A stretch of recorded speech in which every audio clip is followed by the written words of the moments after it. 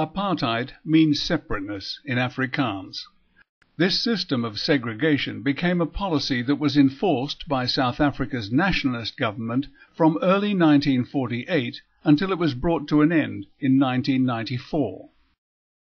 Under the apartheid system, different races were kept apart in different schools, different towns, different jobs, with different medical facilities and staff. There were two sets of laws, one for each group of citizens. From the end of World War I and during the Second World War, the growing South African apartheid movement and that of the Zionists had a close relationship, and in 1948 South Africa was one of the first nations to recognize Israel. When turning down Chaim Weizmann's offer to become Israel's first president, Albert Einstein wrote these prophetic words: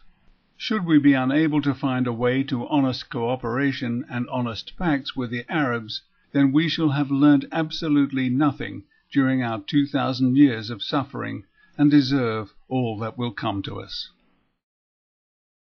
Notwithstanding Einstein's ominous warning, during the 1960s, South Africa and Israel became even closer in ideology and mutual cooperation, and many experts believe that Israel took part in South Africa's nuclear weapons program, although there is no firm evidence to suggest that any tests were carried out.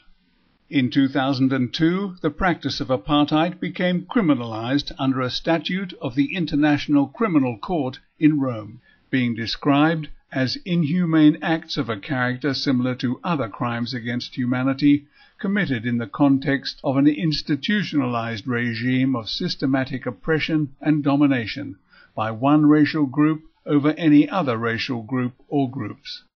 It lists such crimes as murder, enslavement, deprivation of physical liberty, forced relocation, sexual violence, and collective persecution. 2 years later, in 2004, the Zionist government of Israel began building the infamous separation wall, in reality an apartheid structure which surrounds, isolates, and economically strangles the Palestinians in the territories where they are effectively imprisoned by it. Of course, the Israelis deny these allegations, stating that the wall is a security wall, not an apartheid wall, even though the discrimination has taken much further, with the enforcement of identification cards and other restrictions, often resulting in the deaths of pregnant Palestinian women and their unborn babies, whose passages to a hospital have been delayed by these grossly discriminatory procedures.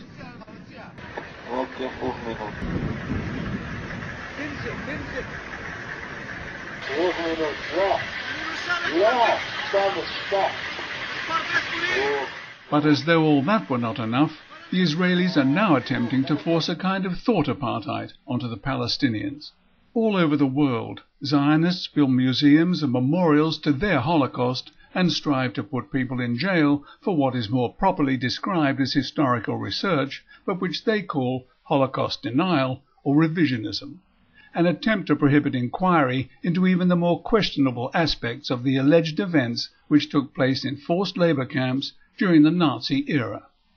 Yet the Israeli Knesset is now in the process of formulating a law designed to curtail or ban Palestinians from public remembrance of the Nakba, an Arabic word meaning disaster or catastrophe,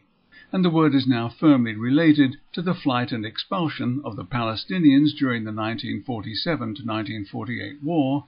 to the massacres committed by Zionist Israeli forces,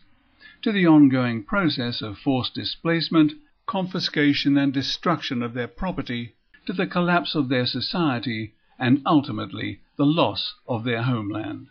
But I somehow doubt that this little girl, whatever became of her, will rate a memorial to commemorate her suffering at the hands of the Israelis, because it seems that the only suffering they understand is their own and that of their ancestors. And the latest example of the utter contempt that Israel has for the Palestinians and international public opinion was the announcement that it would continue building houses and other structures in the illegal Beitar elite settlement illicitly occupied by Israel since 1967, a further 1,600 of them to be precise, and the announcement was made at virtually the same moment that Vice President Joe Biden arrived in Israel on yet another US peace initiative, and follows hot on the heels of Israeli Apartheid Week, a worldwide campaign by supporters of Palestinians now in its 6th year.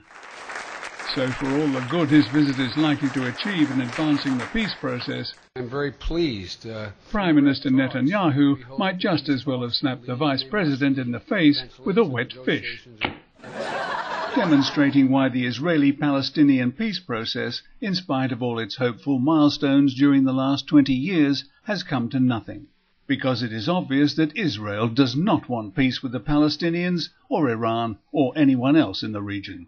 Zionist Israel is a pariah state, hell-bent on dominating the Middle East by stealth and dishonesty. And these people are not supreme practitioners of self-deception. They are knowingly aiding and abetting Israel in its illegal and immoral actions against the Palestinians, probably in return for election campaign contributions or other advantages that can only be guessed at, but certainly in defiance of a huge surge in worldwide public opinion against the actions of the sociopathic Israeli leadership, and the support they are receiving from the leaders of so-called civilized nations who persist in giving financial aid and moral support to Israel when they must know that by any standards of decency they are dead wrong to do so.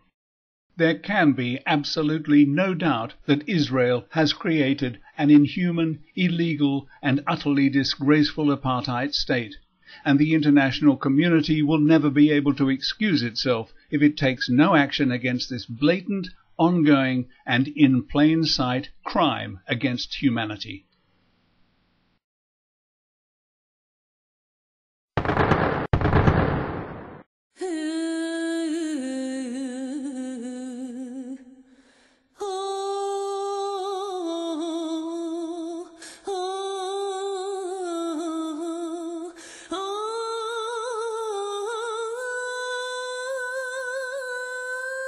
Please join the millions of decent people around the world who are crying out against Israel's ongoing persecution of the Palestinians.